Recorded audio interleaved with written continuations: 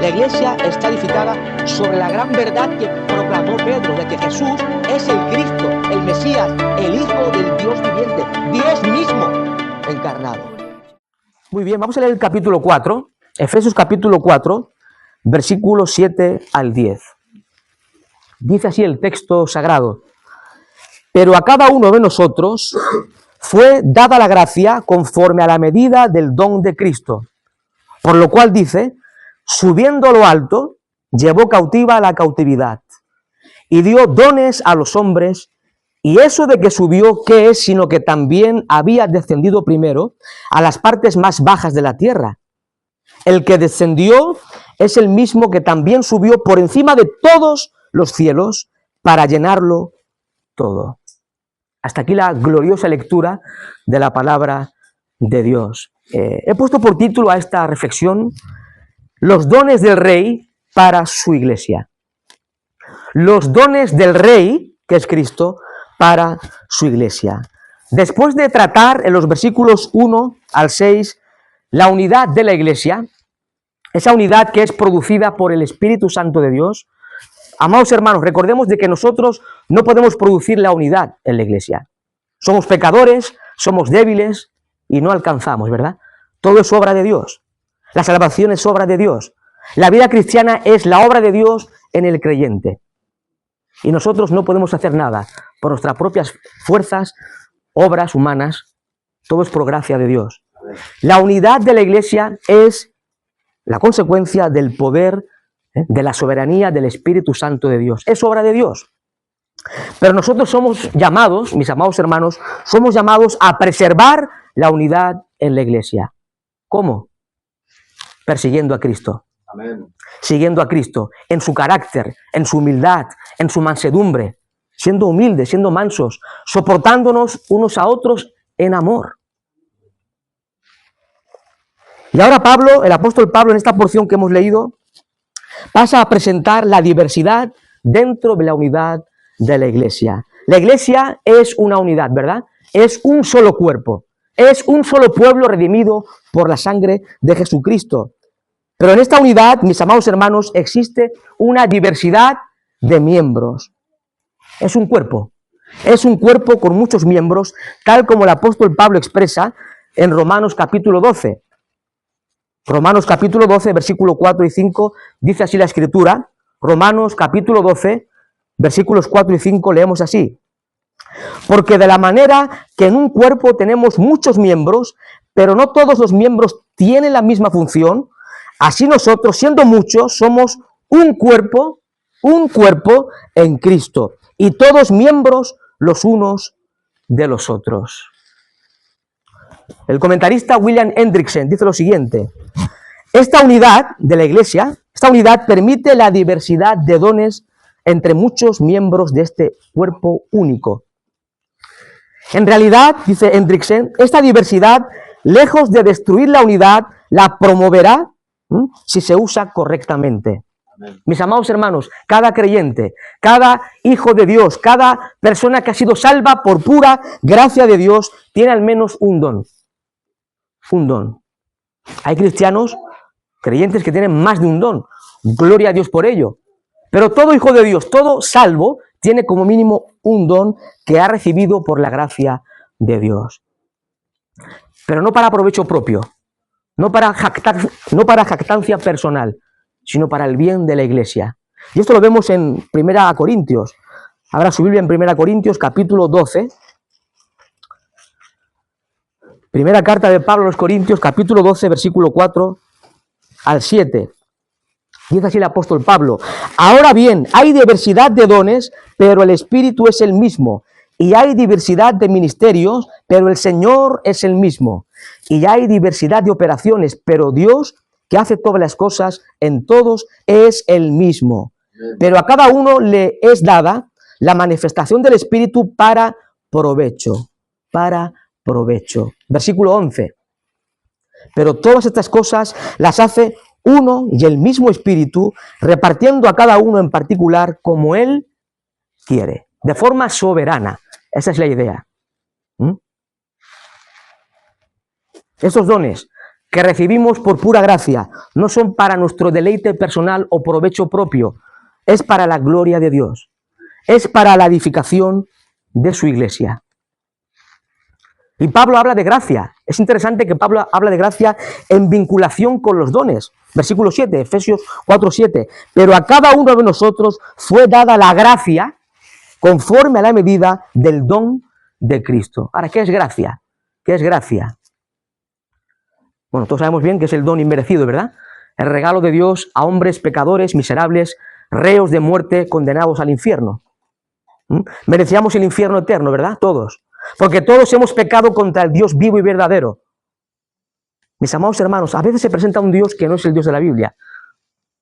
Un Dios que es amor, que es bondad, que es misericordia, pero para nada justo. Esa es una distorsión del Dios de la Biblia. Dios es santo, ¿verdad?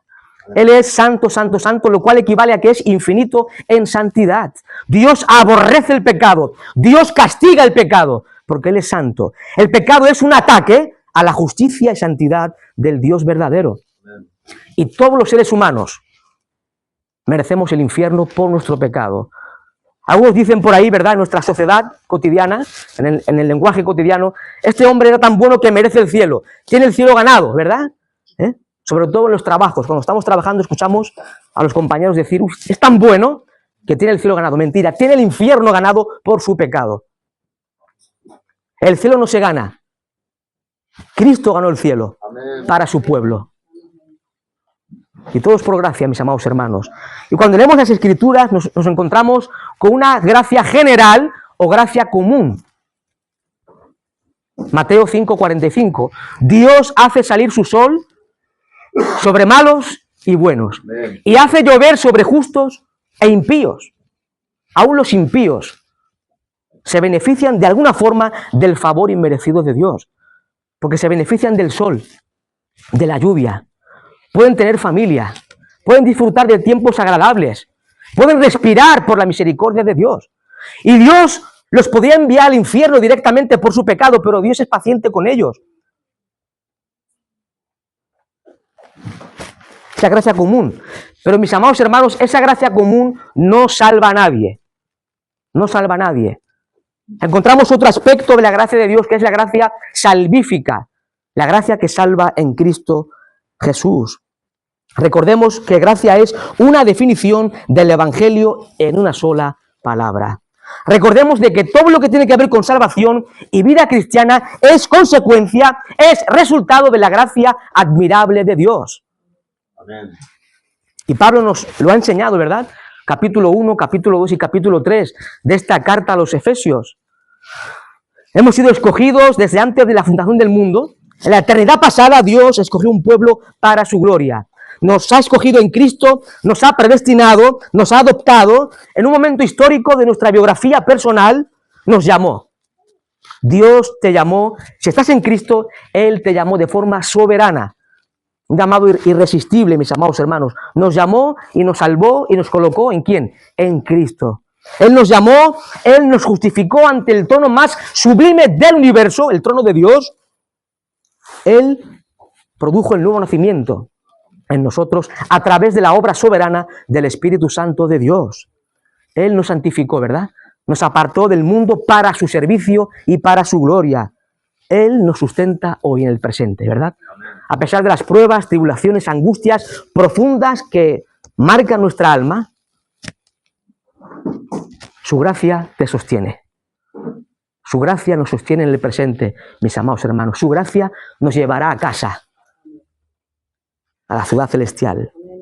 En otras palabras, podemos decir de que desde la elección en la eternidad pasada hasta la escatológica glorificación, todo, absolutamente todo en tu vida, si estás en Cristo, es obra de la gracia admirable de Dios. No por tus méritos, no por tus buenas obras. Tus obras merecen el infierno. Es por gracia.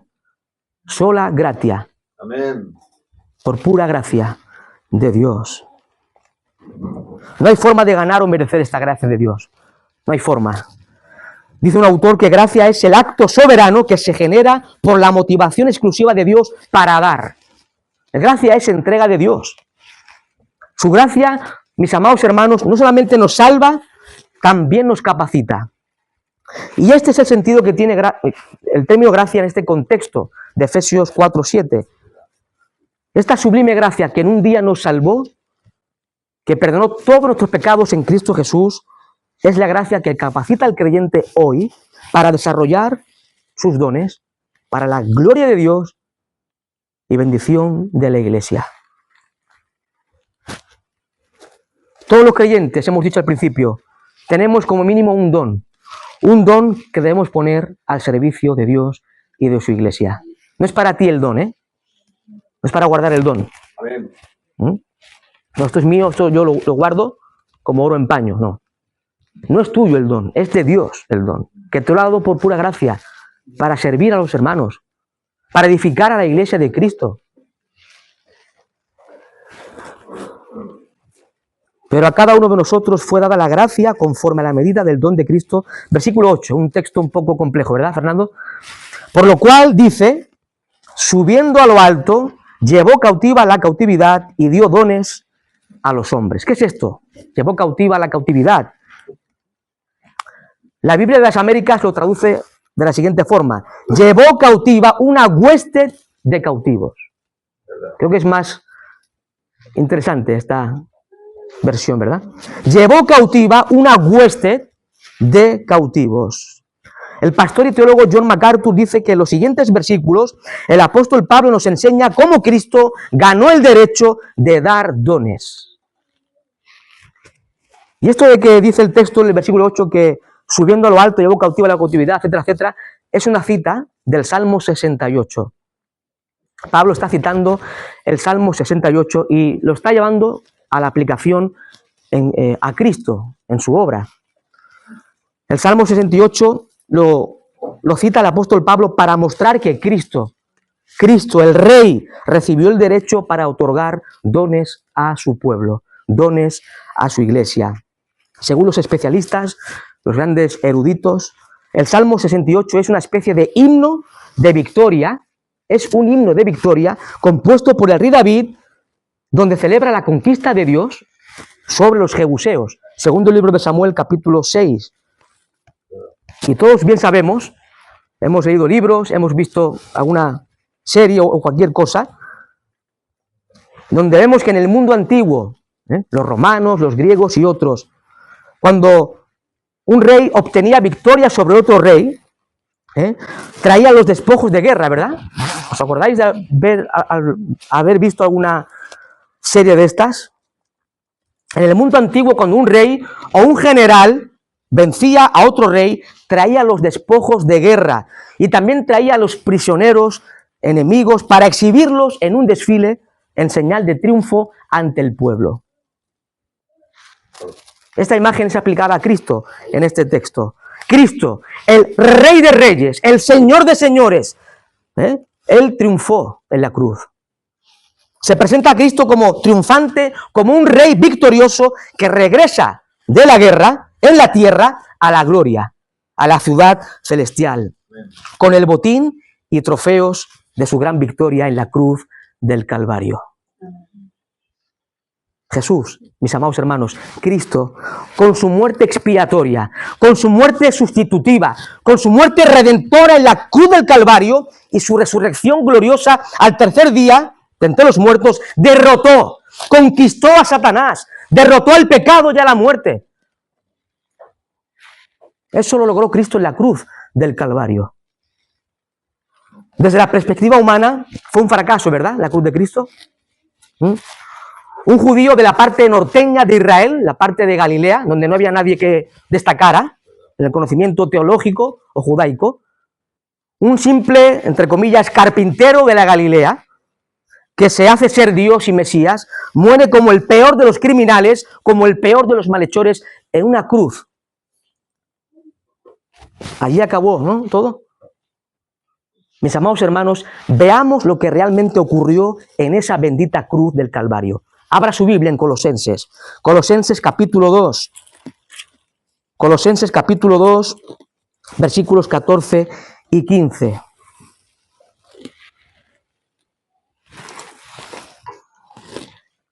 Colosenses capítulo 2, versículos 14 y 15, dice así el texto sagrado. anulando el acta de los decretos que había contra nosotros, que nos era contraria, quitándola del medio y clavándola en la cruz y despojando, notad lo que ocurrió en la cruz, y despojando a los principados y a las potestades, los exhibió públicamente, triunfando sobre ellos en la cruz. Como un general romano triunfando sobre ellos, llevando a los enemigos en el carro, desfilando. Así hizo Cristo en la cruz con las potestades, huestes de maldad y el mismo Satanás. En la cruz, mis amados hermanos, vemos realmente el triunfo del crucificado sobre principados, potestades, Satanás, el pecado y la muerte. Este es el Cristo de la Biblia. Cristo victorioso, Rey. Hemos dicho en el estudio de que hoy se presentan muchos Jesuses diferentes, ¿verdad? Antibíblicos, que para nada se corresponden con el Cristo bíblico. Falsos Cristos. Ideas erradas con respecto a quién es Cristo. Mis amados hermanos, este es el Cristo de la Biblia. El Cristo triunfante.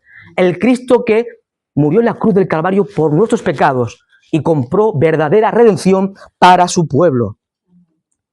Ahora, esta expresión del versículo 8, subiendo a lo alto, llevó cautiva la cautividad. Algunos intérpretes dicen que los santos del Antiguo Testamento, cuando morían, iban a un lugar llamado seno de Abraham, y que cuando Cristo murió en la cruz, trajo libertad a estos santos y los llevó al cielo. Mis amados hermanos, esta interpretación no tiene base en ningún texto de la Escritura. Algunos lo sostienen, respetamos su postura, pero no es lo que enseña el texto. Mis amados hermanos, la verdad que nos presentan las Sagradas Escrituras es que la humanidad, los seres humanos caídos, perdidos, separados de Cristo, arruinados por el pecado, totalmente depravados, estábamos todos esclavizados por el pecado. Estábamos sujetos a la esclavitud por el mismo Satanás. Este diablo que operaba y gobernaba sobre los hijos de ira y que gobierna sobre los hijos de desobediencia. Nosotros, antes de que Dios nos salvara en su gracia, nosotros antes éramos esclavos del pecado. El pecado era nuestro Señor y nuestro amo. Éramos títeres del pecado. Estábamos bajo la potestad, bajo el dominio, bajo el reino de las tinieblas. Terrible, ¿verdad, mis amados hermanos? Y así está todo aquel que vive sin Cristo en este mundo. Es un esclavo del pecado, es un esclavo del diablo y va camino al infierno por toda la eternidad. Terrible, mis amados hermanos. Estábamos muertos, ¿verdad? Efesios 2:1. Estábamos muertos en delitos y pecados. Estábamos separados de la vida que es Cristo. Éramos cadáveres espirituales, reos de muerte, condenados a la eternidad sin Dios. Pero fuimos resucitados juntamente con Cristo, el autor de la vida. Efesios 2:4 dice, después de Pablo presentar en el versículo 1 al 3 la tremenda depravación del hombre, dice en el versículo 4 de Efesios 2, pero Dios, que es rico en misericordia, por su gran amor con que nos amó, aun estando nosotros muertos en pecados, nos dio vida juntamente con Cristo. Por gracia sois salvos. Versículo 6, y juntamente con Él, con Cristo, nos resucitó y asimismo nos hizo sentar, ¿dónde? En los lugares celestiales con Cristo Jesús. Tremenda la obra de Cristo. Tremenda la obra de Dios a favor nuestro. Estábamos muertos. Nuestro lugar era el sepulcro del pecado. Pero Dios tuvo misericordia.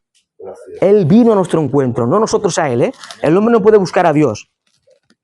Un cadáver no puede buscar a Dios. ¿Qué puede hacer? Nada.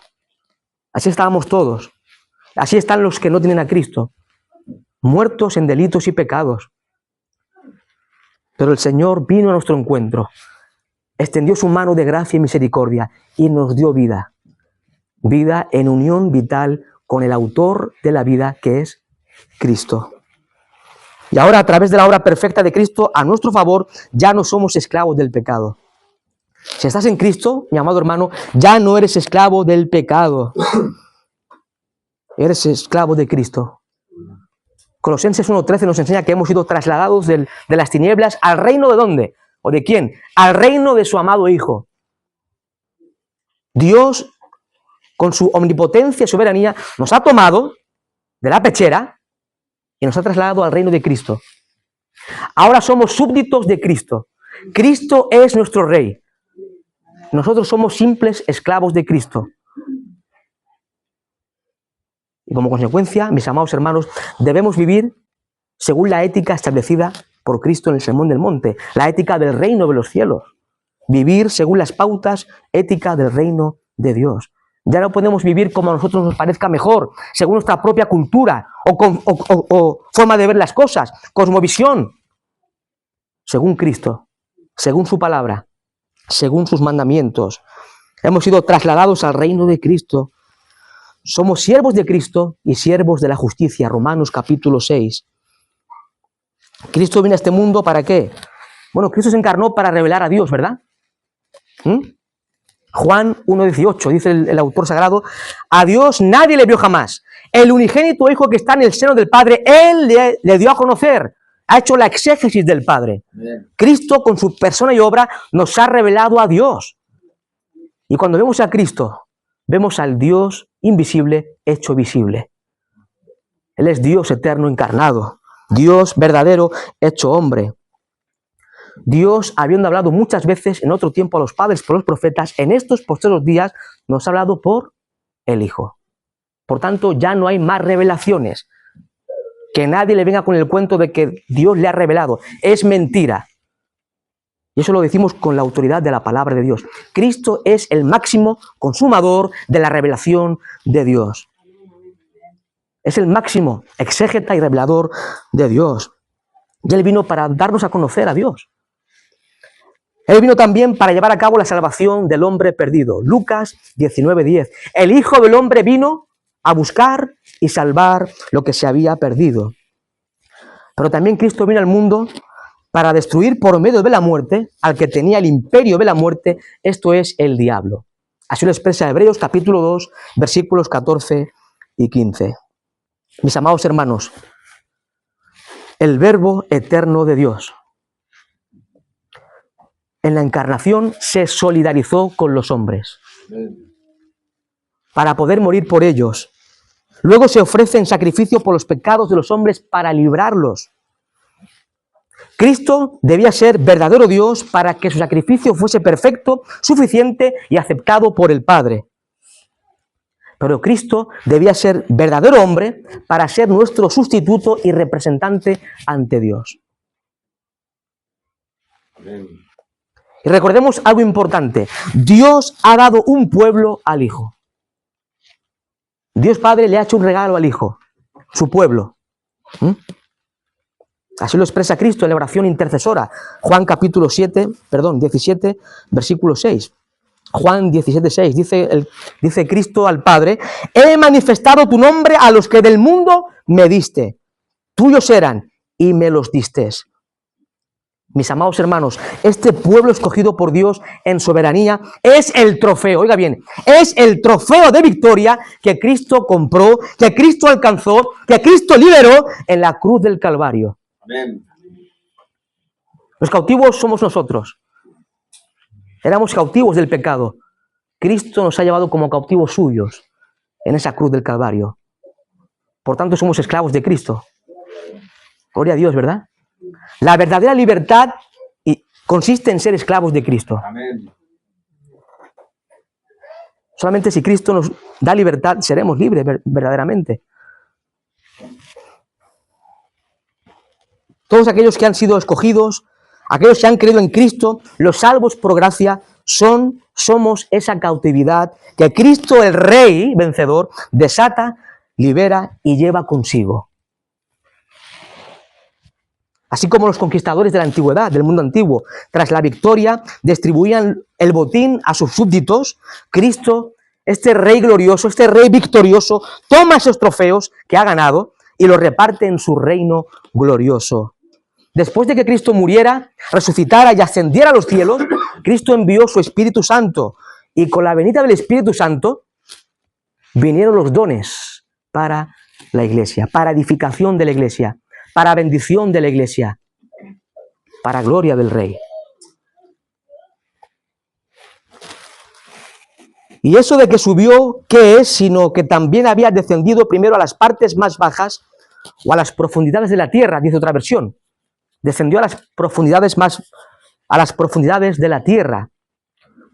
Algunos teólogos, comentaristas, a la luz de esta expresión y de 1 de Pedro capítulo 3, versículos 18 al 20, sostienen que después de que Cristo murió en la cruz, Él fue a los infiernos o al Hades. La pregunta es, ¿para qué iba a ir Jesús al Hades o al infierno? ¿Para sacar a los condenados? ¿Verdad? Esta interpretación no tiene base bíblica. Aunque algunos expertos la sostienen, sinceramente, creemos de que ¿para qué iba a ir Jesús al infierno o al Hades? ¿Para sacar de allí a los condenados? No, ¿verdad? La idea más ajustada al contexto inmediato y al contexto general de las Escrituras es la que expresa el pastor y teólogo Samuel Pérez Millos, un gran hombre usado en cristología especialmente.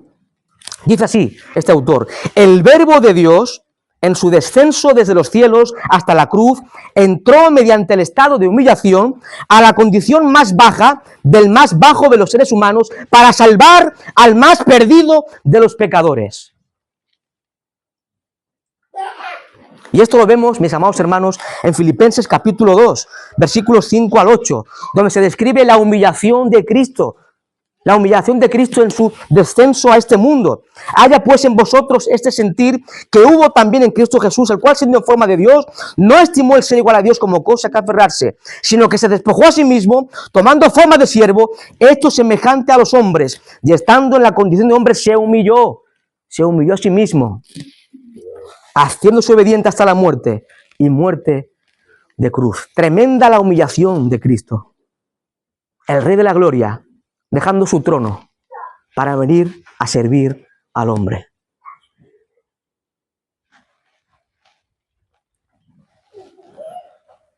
El Verbo de Dios descendió al mundo de los hombres para hacerse maldición por nosotros. Gálatas 3:13. Pablo escribe: Cristo nos redimió de la maldición de la ley, hecho por nosotros maldición, porque está escrito: maldito todo el que es colgado en un madero. ¿Puedes entender esto, mi amado hermano? ¿Puedes comprenderlo? Así lo comprendéis. Yo no lo comprendo. El Dios verdadero, muriendo en una cruz. Dios no puede morir, ¿verdad? Es inmortal en todos los sentidos. Pero quien murió en la cruz era Dios. ¿Sí?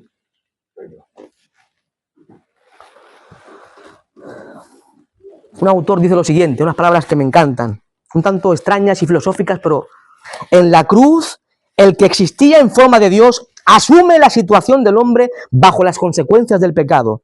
El impasible padece con el hombre. El soberano se somete a las condiciones históricas en las que rigen la violencia y el sinsentido. Querida iglesia, hermanos y hermanas, cuando contemplamos a Jesús de Nazaret, vemos al Dios eterno. Vemos a aquel que habita en luz inaccesible, entrando en el tiempo de los hombres y en los límites del espacio. Amén. Contemplamos al Dios invisible haciéndose visible a los hombres. Fue en el cumplimiento del tiempo que Cristo vino al mundo. Gálatas 4:4. Pero cuando vino el cumplimiento del tiempo, Dios envió, despidió a su Hijo. Esa es la idea, ¿verdad? Amén. En el cumplimiento del tiempo, Dios envió a su Hijo, nacido de mujer, nacido bajo la ley, para que redimiese a los que estaban bajo la ley.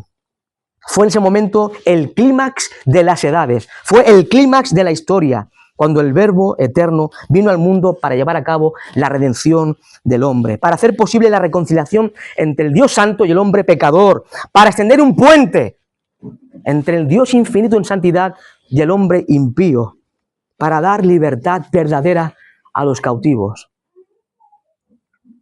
Desde la caída original, Génesis capítulo 3, el hombre, los seres humanos, todos hemos dado la espalda a nuestro Creador y Hacedor. Nos hemos revolcado en el fango del pecado, todos. Amén. No hemos tenido en cuenta a nuestro Creador, viviendo de espaldas a Él, Y a pesar de que Dios era el ofendido, en su gracia infinita diseñó, planeó un plan salvífico. Y en este plan eterno se incluye, por supuesto, la encarnación del Verbo y la obra del Verbo en la cruz. Juan 1:14, dice el escritor sagrado, ya que el Verbo fue hecho carne, Dios hizo hombre y habitó entre nosotros y vimos su gloria, gloria como del unigénito del Padre, lleno de gracia y de verdad. Tremenda la encarnación del Verbo. Ese Dios que habita en luz inaccesible, andando entre hombres, como un hombre más.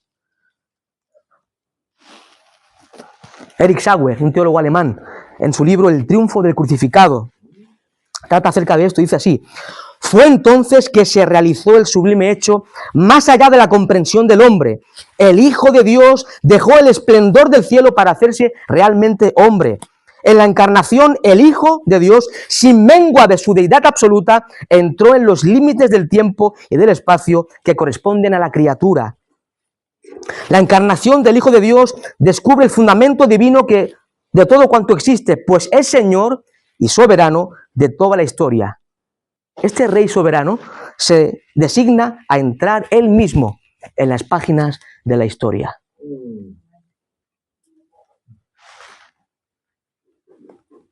La gracia en persona, la gracia personificada, la contemplamos con la irrupción del Verbo de Dios al mundo de los hombres. El Verbo de Dios irrumpe en el mundo de los hombres. Mis amados hermanos, la misericordia en persona la vemos cuando vemos a Cristo venir al encuentro del hombre caído, perdido, inmerso en la más profunda de las miserias por su propio pecado.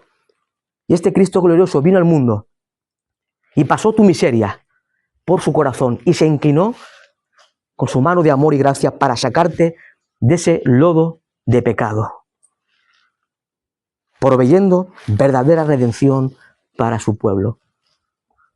¿Usted se imagina al rey de España mismo yendo a buscar a un hombre pobre que ha entrado en un pozo y se ha quedado en el pozo lleno de fango? Imagínense al rey de España mismo, por no poner otro ejemplo, quitarse la vestidura real, colocarse la ropa que tiene el que está abajo en el fango y bajar a ayudar a ese hombre y sacarlo del fango. ¿A que no se lo imagina usted eso? ¿Verdad?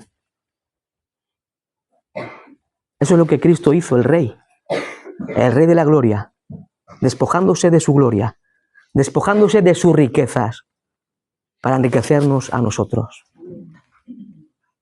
Asumió naturaleza humana, participó de todos los elementos que constituyen la naturaleza humana, sin pecado, cuidado.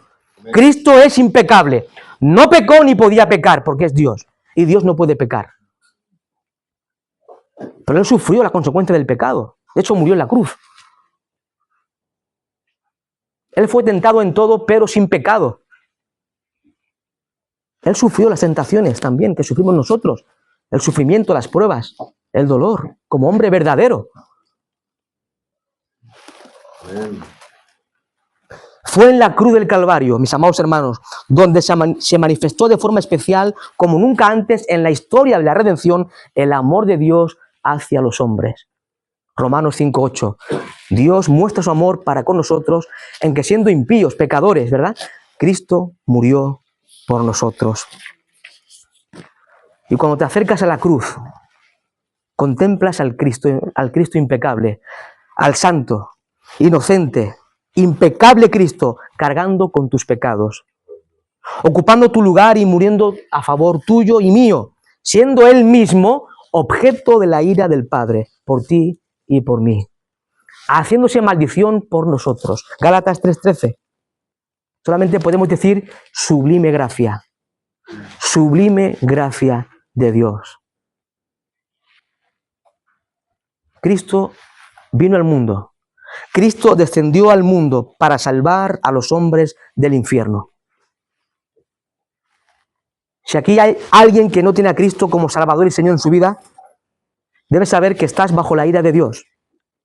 Juan 3:36. Debes saber de que estás destituido de la gloria de Dios. camino al infierno. Ven a Cristo en esta mañana. Ven a Cristo con un corazón arrepentido y en fe, colocando tu fe y confianza en Cristo, recibiendo a Cristo como único Señor y Salvador de tu vida. Este Cristo dijo: venid a mí todos los que estáis trabajados y cargados, y yo os haré descansar. Es un llamado a la salvación, ¿eh? Hechos 17:30. Pablo dice: Dios manda ahora a todo hombre en todo lugar que se arrepienta. Es un llamado universal. Dios ha establecido un día concreto para juzgar a vivos y a muertos, creyentes e impíos, pequeños y grandes. Todos compareceremos. Evidentemente la iglesia no para juicio, no para castigar al infierno, pero compareceremos ante el tribunal de Cristo. Romanos 14.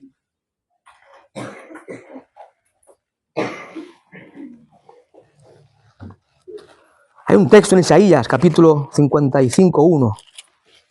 Dice así el Señor: a todos los sedientos, venid a las aguas, y a los que no tienen dinero, venid, comprad y comed, venid, comprad sin dinero y sin precio vino y leche. Qué bueno. Y en el versículo 6 y 7 dice así el texto, Isaías 55:6, buscad a Jehová mientras puede ser hallado, llamadle en tanto que está cercano, deje el impío su camino, y el hombre inicuo sus pensamientos, y vuélvase a Jehová, el cual tendrá de él misericordia, y al Dios nuestro, el cual será amplio en perdonar. Ven a Cristo, pon tu fe en Él, arrepiéntete de tus pecados, y Él te dará el regalo, el don de la salvación. Tus pecados serán perdonados. Hallarás verdadera redención, salvación, vida eterna y paz. Y esperanza. Cristo es en nosotros la esperanza de gloria. El que no tiene a Cristo no tiene esperanza. El mundo habla de esperanza, ¿verdad? Los políticos. La Agenda 2030, esperanza. Falso. Cristo es la única esperanza para el hombre. Y si no tienes a Cristo, ven a Cristo y hallarás la vida y la salvación de tu alma. Efesios 4:10, sigue diciendo el texto: el que descendió es el mismo que también subió por encima de todos los cielos. ¿Para qué? Para llenarlo todo. La expresión subió, evidentemente, hace referencia a la ascensión de Jesucristo a los cielos. Este verbo de Dios, que nació como un hombre más, entre comillas, ¿verdad? Que vivió una vida perfecta sin pecado, fue a la cruz a morir tu muerte y mi muerte. Fue a la cruz a pagar nuestra deuda. Fue sepultado. Cristo fue sepultado. Pero, amados hermanos, Cristo resucitó. Nuestra fe está anclada en la resurrección de Cristo. Cristo resucitó. Él vive. Eternamente vive. Ascendió a los cielos y se sentó a la diestra del Padre. El autor de Hebreos lo dice así, Hebreos 1:3.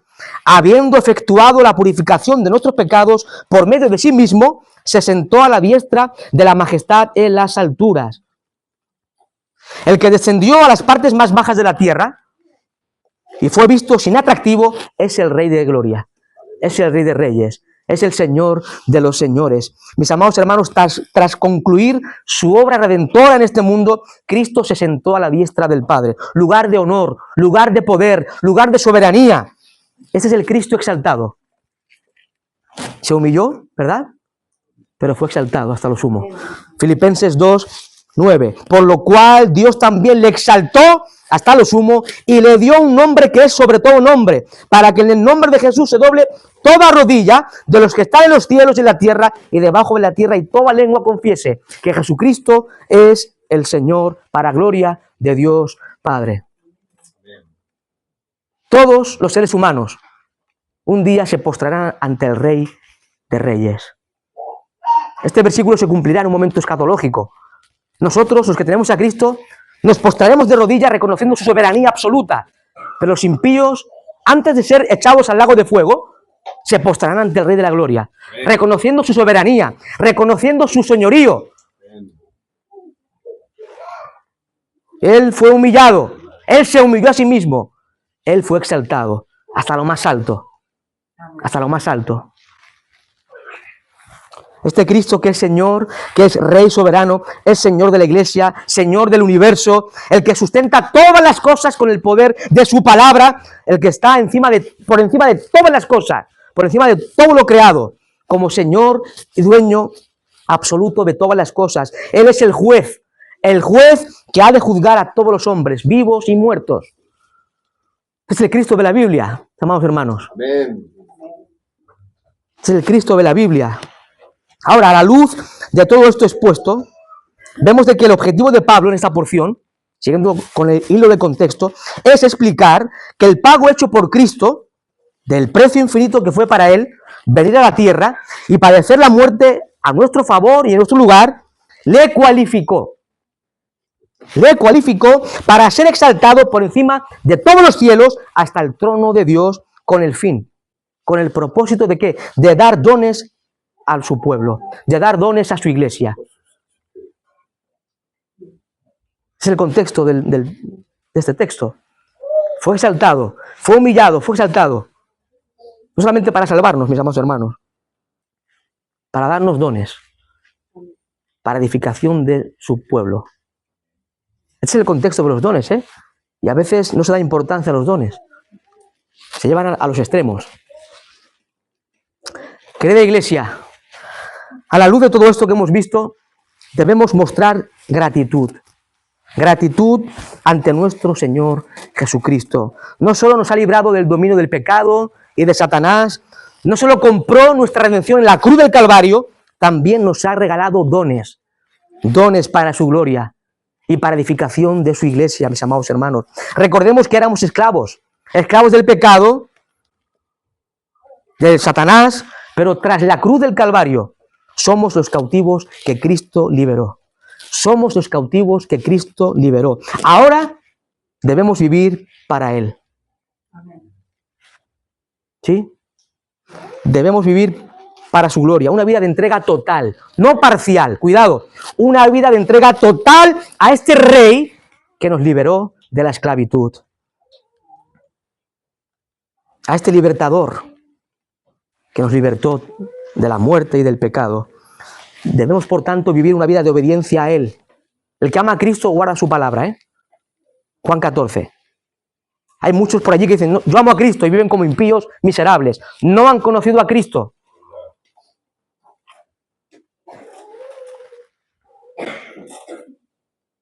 Vivamos como esclavos de Cristo. No somos más, ¿eh? Somos esclavos de Cristo.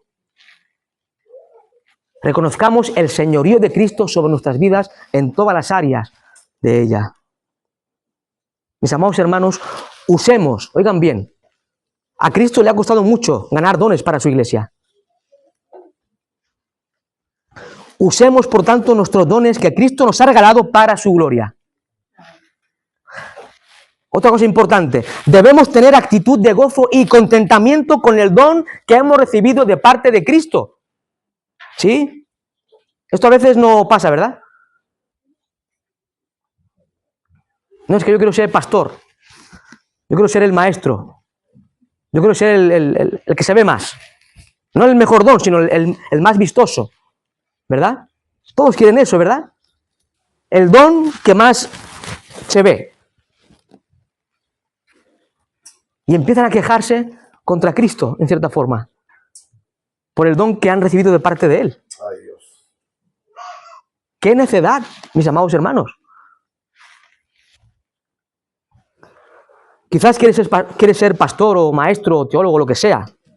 Quizás el Señor te ha llamado y te ha dado el don de la misericordia. Romanos capítulo 12. ¿Sabían que hay un don de la misericordia?